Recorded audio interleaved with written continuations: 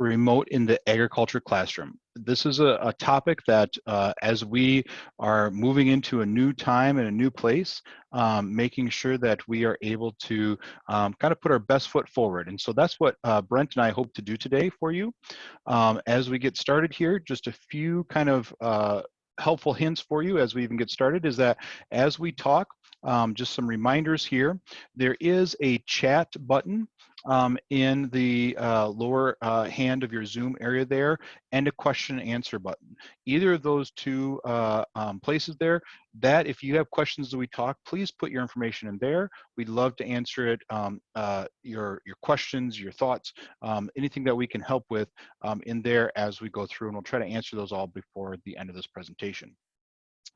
Like Emily said here, we have the great honor to have Brent Christianson with us today.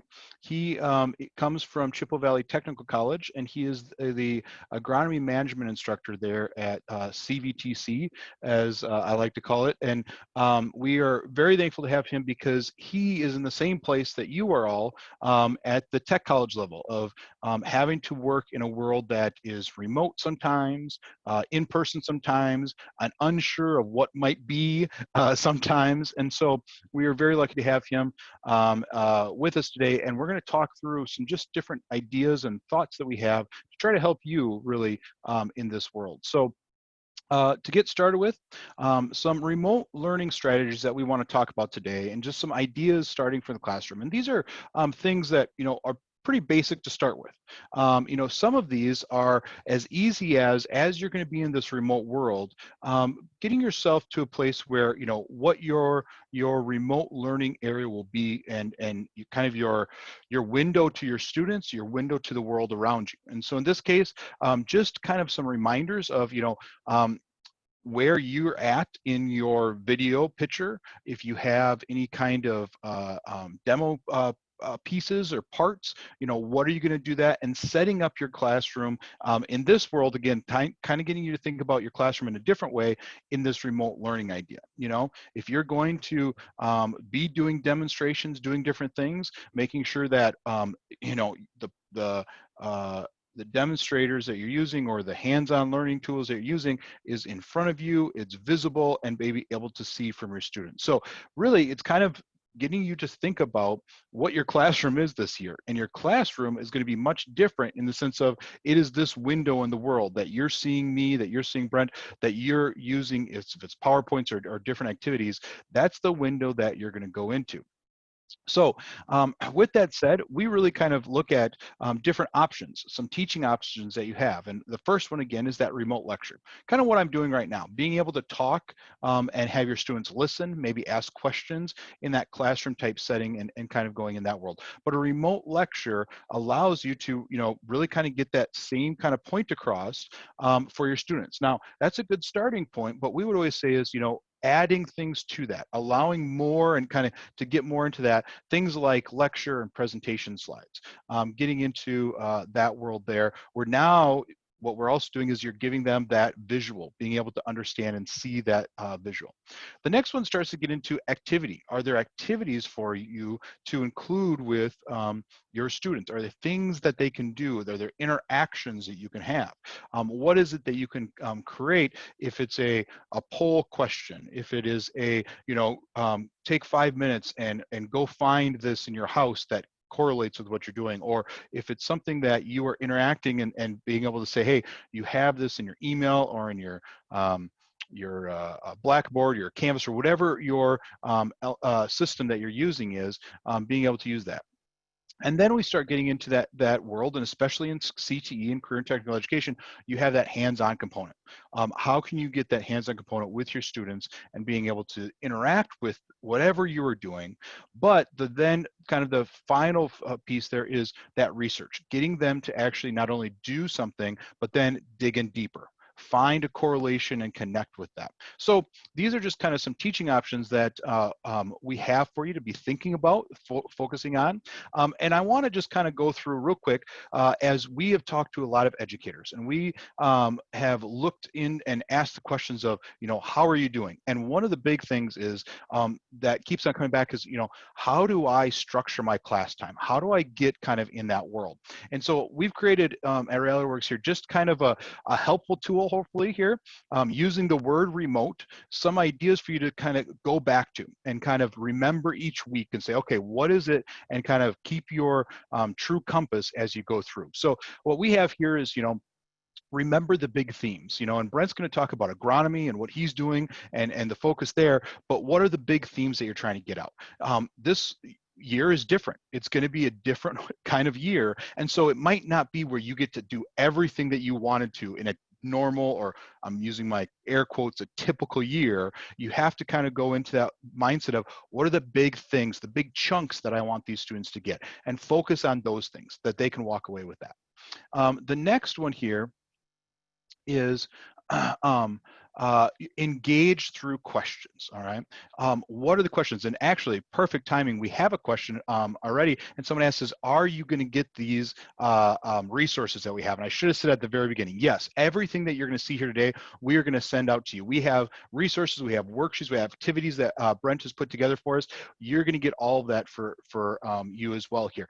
But in the engagement through questions, is just that, is have the students be able to ask questions, but also you make sure you're asking the students questions. And the reason being, then you can understand if they're understanding what you're saying. All right. So can they get what you're talking about? The M for mindfulness, the whole student. This is a pretty big one. And I want to take a moment on this one because when I talk about the whole student and mindfulness, one of the things we're seeing now, and I'm probably speaking to the choir, is that we're coming into a time where people are worn out of the world we're in right now. Students have a lot of things on their minds, just like you teachers, just like the administration, and just like everybody, the parents and all that. But mindfulness, the whole student. Yes, we need to get our academic pieces and parts together. But now more than ever, we need to focus on that whole student. How are they doing, physically, emotionally, mentally, in that sense of, where are they at? And there's going to be times where you might have to stop yourself and say, let's just connect on a relational side here. Okay, how's your day going? What's happening with your animals, with your pets, with your family? And open up a little bit to that world, because we're in a different kind of world now, and we don't have that connectedness as much. And so we have to take care of our students as well. And then kind of moving away from that one, but open the floor for new experiences. I'm hoping, and I hope you guys see this too, is that we will never have this, or at least not have it for another 100 years, like the last pandemic was 100 years. So the hope is that this is a unique experience and a unique time. And so if we think of it differently here, of this time may never happen again. So let's use this experience and learn from it too. So by shifting our mindset there, that might help as well. Next one here then is teach the fun. Find ways to have fun. All right, it's going to be tough in some days, and we know that, but find ways to have fun. Be goofy, be silly, do something that engages students in a way that, oh my gosh, I can't believe that we're doing this, but it opens them up to have some fun. And then, elevate the individual learning. And this is the one place where, as we keep on going here, is that being able to get students to do individualized learning is going to be a have to here. We're going to have to get our students to say, you have to do some of the learning yourself, because I can't do all the things that I used to do as a teacher. There is that distance separating us. So what can we kind of push our students to say, hey, what do you think? What do you want to do? You go out and do that. And that's going to be hard at times, but these kind of things might help you kind of get to that point. So we're going to get in here to some tips of the trade, as I like to call it. I'm going to ask some questions to Brent here, and we're going to get into some of that. And all of this really comes from an ag teacher, an ag educator who came to us and said, we know the content, we're looking for the correct approach. And, there isn't a one correct approach. There is multiple approaches. What we're really looking at is what's the best that works for you? How does it help you? But we do think there are some really solid approaches that can help you. And Chippewa Valley Tech College is doing some really good things there. So we want to talk to that. So, an example of this is just putting in here some scheduling of your time. You might have to change it where, and again, a routine for your students, getting them onto a routine where, hey, we're doing a meeting time on a Monday. Maybe it's Tuesday with tutorials and research, Wednesday with a leaky update. Thursday is a teach the teacher, have them teach back to you. Friday, some fun finds, adding little things in there. But I have talked too much already, and I want to get Brendan here to kind of share some thoughts that he has on some ideas in that case. So. Yeah. So I look at an example of what we're doing at CVTC, and it fits in perfect to the last slide. Is we're only going to meet with our students about half of the time of what we normally would. And for all of you, that could be similar, it could be different, but we're all going to be in the same boat here to a certain degree. And so Monday, really, I devote 2 lectures. That's one of the days I'm going to meet with students. We're going to combine all of their classes. We're going to lecture. This is where we're really going to give you the bread and butter. Between Tuesday and Thursday, so really Tuesday and Wednesday, we're going to give you something to do online. And it might be a lecture, it might not be a lecture, it might be probably a worksheet of some sort. We want to enhance what we did on Monday so that we can prepare for Thursday when I meet with you again out in a field setting in agronomy. So we're going to meet out in a cornfield in west central Wisconsin, and we're going to do a lab. Right then and there. And so the student is fully prepared. We've given them something up front. We've let them build upon that. And then Thursday, we're going to do that fun hands-on activity. Friday, then we can go back to review or follow up any items that we needed to for Monday, for the following Monday. Now, Brent, one of the things too, and I asked you, how are you doing it? Because the scenario here, and this is what, we're in the state of Wisconsin. So what we're doing is just that is, it's kind of 2 days person to person or face to face, and then it's 3 days where it's that remote learning, and that's kind of the norm. And everyone's a little different, but it is something too where you're other people who are watching this, they can change the days as they need, or it may be different. But one of the things that we have done is we've done a lot of survey work, a lot of polling, and what we're finding is it's pretty, there's a strong, a bigger amount of people, I should say, that are doing this kind of hybrid model, where throughout the country, there is some of that in class, and especially within CTE, where it is that you want to have that hands-on learning, but then they are doing that remote. And so you have to be able to be flexible. One of the things that I like what you're saying there too is if you can do that lab and it's out at the field or it's outside, well, there's some less issues, if you want to say, with following certain guidelines and rules and making sure you're still following them, but that gives you a little bit more leeway than if you're in the classroom. So if you can get your students out, you can do those kind of things, that can be helpful in that sense. And I think the other thing to mention there is, say we get to a situation where we have to go fully online because a student tests positive or whatever it might be, that in-person lab, now we can mold it to an individual student can go and do that on their own with the right directions, and they can do that from home remotely. And so there's some adaptability as part of this as well. Gotcha. And so in that sense, you're kind of adding into that as well. So here's a question, and this is kind of goes to what you just talked about, but a question came up was, what about those? And he said, I teach landscaping that are only virtual teaching. Any thoughts or suggestions? Yeah, absolutely.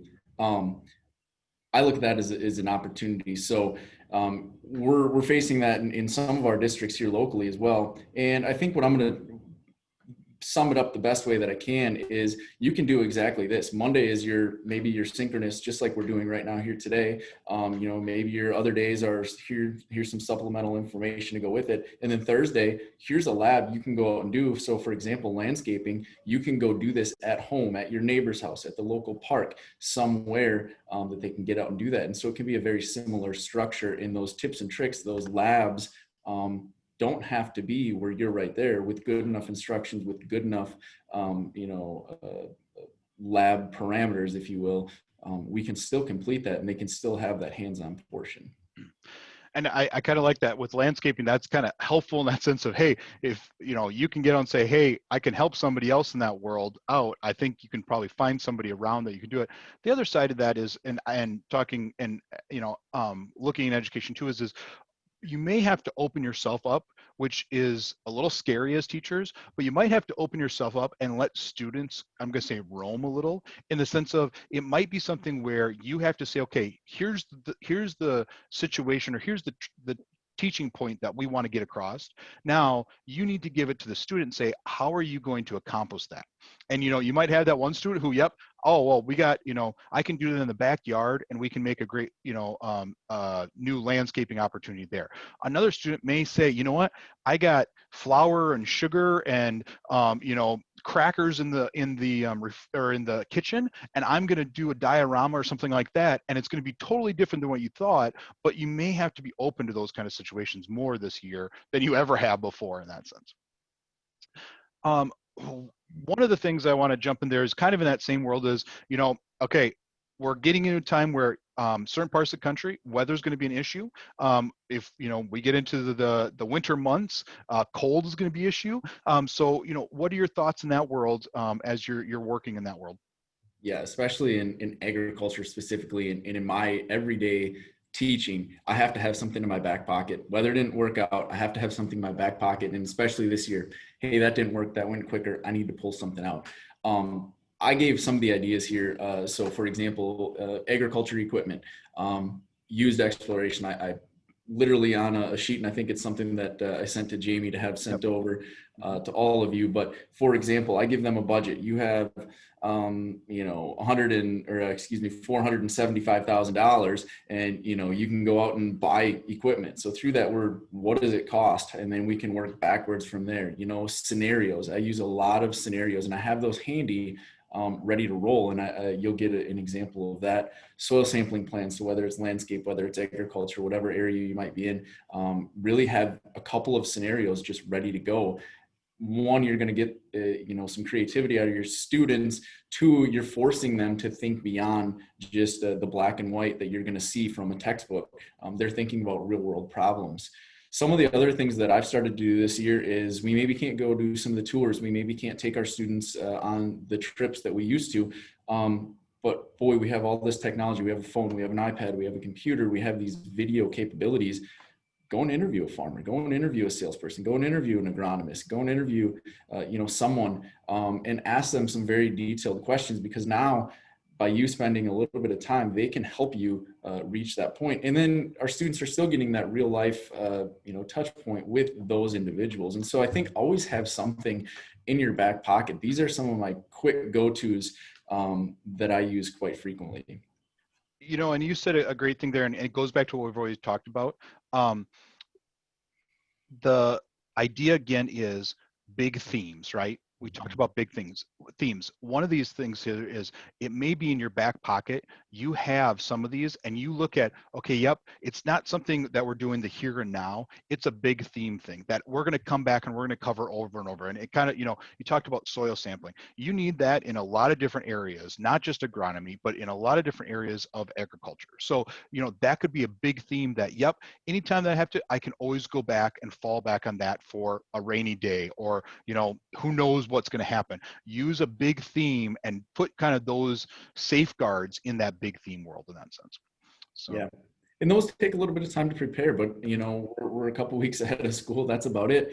But they take a little bit of time to prepare, but really think, again, those big themes, spend a little bit of time. And like I say, you can create a scenario, ask a farmer, what was your biggest issue this year? And it turns into a scenario. Ask, a local landscaper, what do you see being an issue in our area, things like that. So ask those what some of those problems or issues are, and turn it into a scenario or multiple scenarios. Mm-hmm. So with that being said, kind of the other thing I want to get out there is one of the great things is that Brent has done is he has just what he talked about, some of these kind of examples, some of these options here. We are going to send these out to you. So we will do an email, a follow-up email, and this will be attached with it. So you can go in and have something, kind of one of those things where here's something that you can use from a high school perspective. This is what they're doing at the tech college level. From a tech college level, hey, this is what your peers are doing, and this is that opportunity. So we're giving that to you because we want to give you that opportunity for that. walk through a sample kind of series and what you're doing in that world. You put together kind of a, yep, okay, now let's not just talk about the day to day. Let's talk about, 6 weeks at a time, a bigger chunk where then all of a sudden, if you can get this in, you can maybe take a little breather, or then you can kind of maneuver things as you need, kind of thing. Yeah, it's kind of where this came from. Is I look at new teachers in there, they're like, oh my gosh, there's so much to do. Plus we have COVID, plus we have all this. Right in front of you, I just laid out 6 weeks worth of, there's not a whole lot of effort that you need to put in. This is something that I'm going to do in my first 6 weeks here with my students. And so we work really backwards. Think of a chronological order. So as you think of big themes, what is a chronological order? Well, unfortunately, this time of the year, we're working backwards. I look at that as kind of a neat opportunity because we can see the end goal. This is what we want. And then we work backwards. How did we get to this particular point? So for example, one of my favorite things to do, and for many of you, there's an agriculture field somewhere near, or the students' houses, near school, somewhere within close proximity. If you're in rural America anywhere. So we do yield estimations. Why do we do this? We really can spend a lot of time as to why we do this. It's important for the farmer. And how did we get to this particular point? So one of the things that I'll send over, Jamey will send to you, is we have some resources that I pull from, and where there's different methods, why each method is used. And then we work backwards. So how did we get to this point? Well, at some point we had to spray this crop. At some point we had to fertilize this crop. So now I can have that Monday lecture, and then I can go Tuesday, Wednesday, we're going to do an assignment on it. And now we're going to do a lab. What if we didn't do this? What if we didn't spray the right chemical? What if conditions didn't, play out just right? So we have different crop management in this particular case. And then we go backwards to planting operations.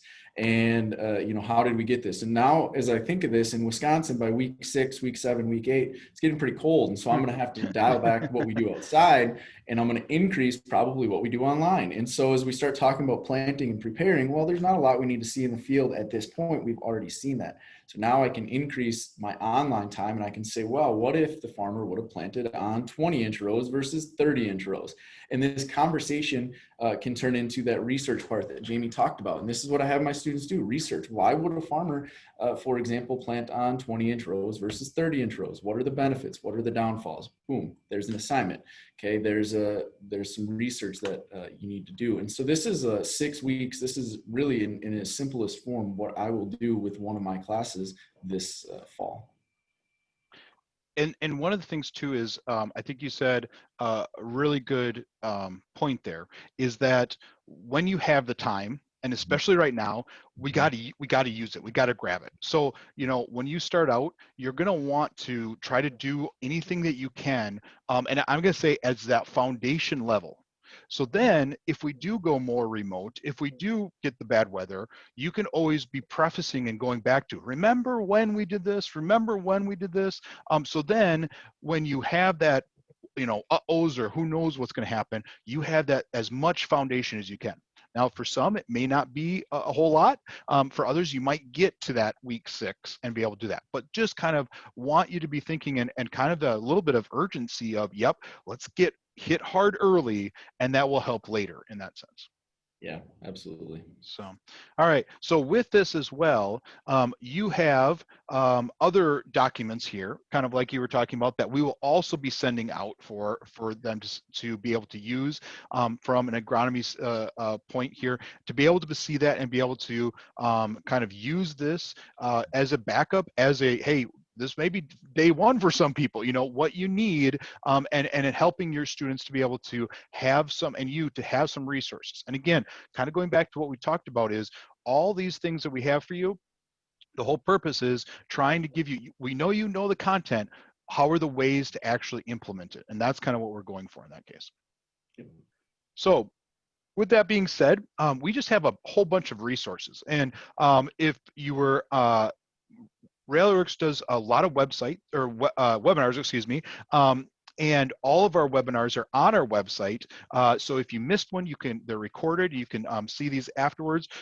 And one of the things that we did is we talked about some different online resources. And so we just put a whole bunch out there, and we kind of focused them in teaching or teacher sites, research and resource sites, and then games and interactive activities. So What we have here is actual links. These links bring you right to the different places. Now, you can see right away, we have Zoom as one of them. We're on Zoom, we're focusing here in Zoom, and part of that is because that is a platform that we're able to use, and we did survey work, and about 50% are using Zoom as their remote learning. So that's a piece of it where you can go out and learn from that. Some others are using Blackboard or Microsoft Teams or things like that. They all kind of have similarities, but those things. The rest of them then are more focused helpers there for you. All right. Now, Brent has some as well that he's bringing to the table, and kind of you put them in different order here and different resource needs that you might have. Brent, do you want to just talk a little bit about some of your resources there? Yeah. So I like to create norms in my classroom. So one of the things that we do in one of my classes is a current event article. It's really important to know what's happening in whatever industry that you might teach in. And so there's just some lists there that we can go on, find a news article, tell me what's happening in the world, and just know that, be current with what's happening. There's some other really, really good class activities that are already prepared. I use some of them. I edit some of them, but Iowa State and University of Minnesota Extension are really good ones to pull from there if you're looking for agriculture specifically in agronomy. If you're looking for some PowerPoint stuff that's already prepared, like, oh no, I need to fill some time, or I need to, really strengthen what I'm doing. Purdue University has some really good options there. I like to use calculators because calculators get that deeper level of thinking. I can give some basic information up front, and then I can say, go do this. This is your assignment. Use this calculator. And then I can come back for a follow-up and say, what is the importance of this calculator? What if A or B changes? How much more fertilizer, for example, do we need to do? And so I gave you a few different options there.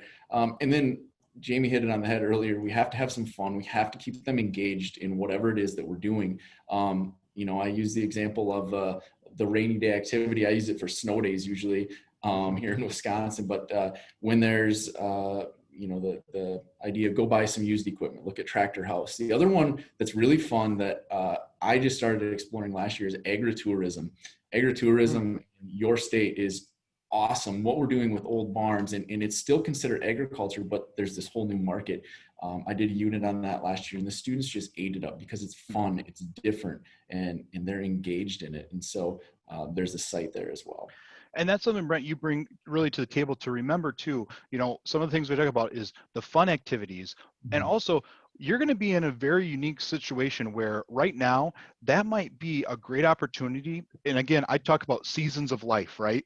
You're in a season of life where you might be talking about agritourism, and it was never something that you were going to put into your curriculum, but right now that's what you need to do, and you can use that, and then that might engage students in a way that they never got to before. And so there's going to be a unique opportunity that's there for talking about things. And it might be something different, but those are options there for you. So again, think outside of just, how tough this is, because we totally get that.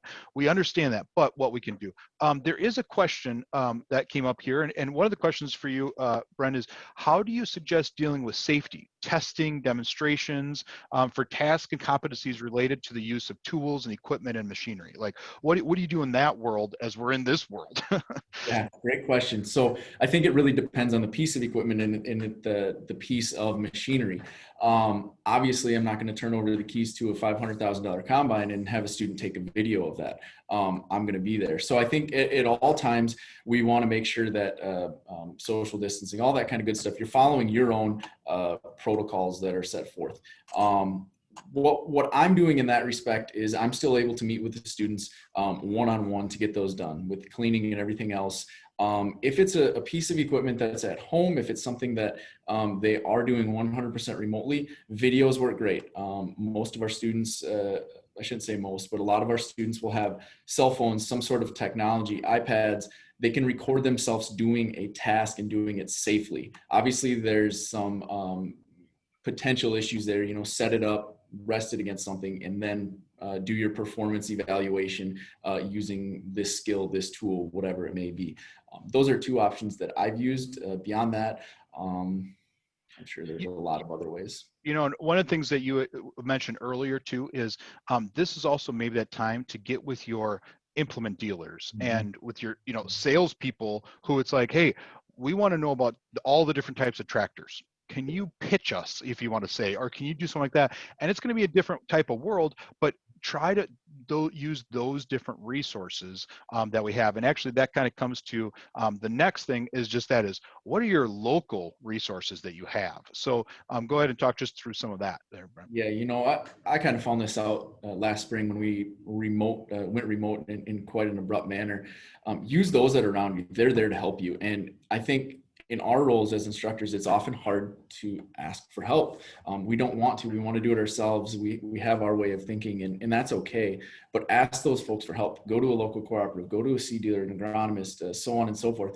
Ask them. How do you do this? What do you see as an issue? How would you recommend? Do you have any resources available? They might, for example, the local equipment dealership here in Wisconsin has a combine clinic.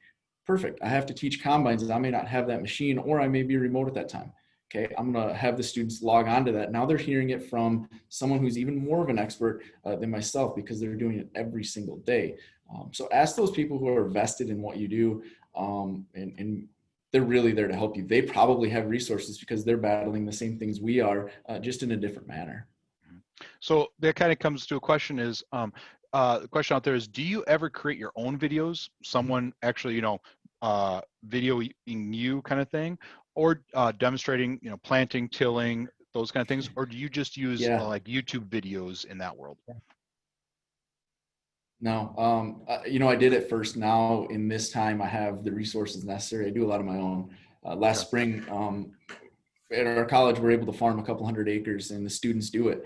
We weren't able to have them there for the spring planting season. So I myself had to get that done. Hmm. Well, they missed out on that opportunity. And so with me, followed my cell phone and we took cell phone videos, GoPro videos. Here's what's happening in the cab. Here's what's happening in the ground. Here's what's happening in the soil. And we pieced that together into several different series that worked for our students. Is it something pretty that's out on YouTube?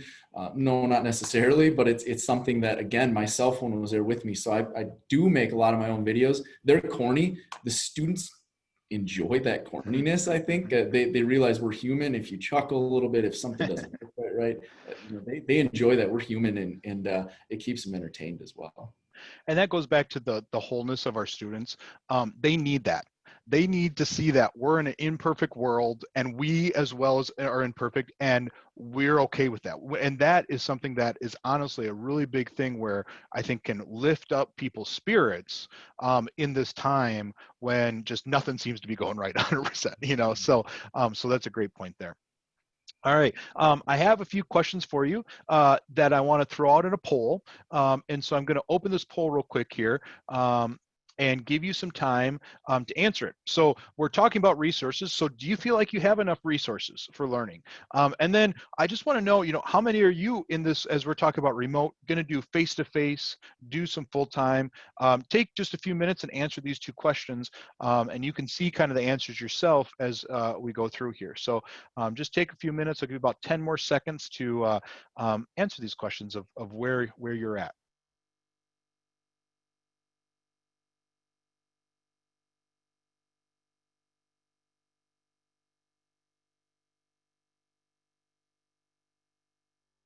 Now, as you kind of finish up here, I'm going to close the poll in just a few seconds here, but the reason we're asked this is because we are going to be giving you these resources. And so these are all things, again, that we want you to be able to use and you to be able to have. So as we go here, I'm going to end the poll now, and let's share the results here so everyone can kind of see this.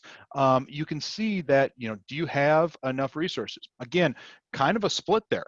50% saying, 52% saying no, 48% saying yes. So, you know, and again, goes back to that statement. You might have the resources, you know, how are you implementing? Hopefully this is helping you that. And then are you going to be, you know, face-to-face, remote, or kind of a hybrid? And it kind of is that where there's going to be more of you in that. So part of this poll too is to again, we're engaging with you now. This is something that brings you back into that learning. Want you to be able to do that with your students as well. The other piece here is by doing this, all right, it's something where I hope you can see you're not alone. We're in this together. You also are are one here that as we go through this, you have colleagues, other people throughout the country who are dealing with these same kind of things. So with that being said, I have a few other resources that I want to share with you today in our time. First one is realityworks.com, our website. We have opened up all of our curriculum from plant science, animal science, our welding and our manufacturing world, all of our different curriculums. We have opened those up as free curriculum for you. So every product that we have, you can then take that curriculum and use it for free. So all you have to do is go onto our website, hit the Learn More page, and it will bring you into the opportunity where we have all of our resources, our webinars that we have, and we've done a whole bunch of different webinars, and then lesson plans that you can then click on. Once you click in here, it allows you to open up anything from our plant science to all of our different products, and you click on one of those, and then it brings you in, and you can have the curriculum to be able to download for free. It's all there for you, and you can use that as you want. It comes in kind of packaged nicely, where it comes in with the curriculum as a PDF file, and then it comes with all of our PowerPoint slides and all of our activities there as well for you. So it's all there for you to be able to use in that world. Now, at the same time, we also have career exploration. This, again, kind of going back to Brent's and kind of a big theme. Okay, what am I going to do with my career? How does this connect the dots to my career, the things that I'm learning? This might be that put in your back pocket and use for a later rainy day if you need it. We have career exploration lessons for you to be able to 6 different lessons that walk you through the careers that are out there within the pathway of agriculture. And you know, it includes things like worksheets, it includes things like note-taking activities, different pieces that are all there for you to be able to work through and have your students. So giving that again for you to use during this time. All right, with a little review here, just kind of to wrap up here, you can go to our website, realityworks.com, and get those free resources. Another thing that we are doing is we have 10% off all of our bovine skills, so kind of making that a big theme in the animal science world for you to be able to have. And if you go to our website, there's a virtual exhibit booth, and you get $250 off by being drawn for a voucher there. Now, before we get to question and answers, and if you have questions, please feel free to throw that into to give us your feedback for that. Let's see here. But I want to then throw out one more poll. There we go. Let's see here. There it is. All right. How do you see yourself teaching when you get back to normal? Okay, so taking a moment, and again, we're not in the normal place, but how do you see once we get back to quote unquote normal, what we might be doing in that world? So again, just giving you an idea and something to think about is, yep, here's all these resources. How do you see yourself going from there? And part of this questioning, part of the question that I'm asking in this world is for you to be thinking about is, okay, this is not lost time. And I'm going to give you a few more seconds here to finish up. This is not lost time. The things that you're learning now as educators is going to help you whatever the new normal looks like. This is going to be something that, and I'm going to end the poll here and then share the results with everyone here. But in this case, it's something where, as you can see, even from yours, you are going to probably be mixing what you're using now. We are lifelong learners, and this is a place where you as well get to be a lifelong learner. And so hopefully that helps you to think about, yeah, this stuff is not for loss. You are going to use new things and new ideas as you go forward, whatever that new normal might be. So with that being said, I want to thank you, and if we have any questions, please feel free to throw them in there and in the chat or the question and answer area there, and we will answer any of those questions. So I'm seeing a few thank yous, but I don't have any other questions. So if you do have questions, feel free to throw those in there real quick, and we can get Brent to answer them. But at the same time, just to reiterate, while someone might be writing a question here, just to reiterate, all the different resources that we have today that Brent talked about that showed, we will send this PowerPoint slides, we will send this recording, we will send this to you. So all the links are in here. You can go to the different areas and be able to use that. All right, with that said, I don't see any new questions. Oh, maybe I do.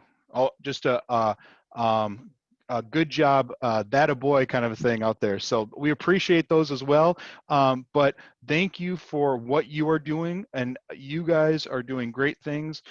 And again, we're here to help as much as we can. And thank you, Brent, for taking the time to be able to share your thoughts with us today. Absolutely. Thank you, and good luck to everyone. We're all in this together, and it's all going to be just fine. So hang in there. All right. Thank you so much, and have a great day, everyone.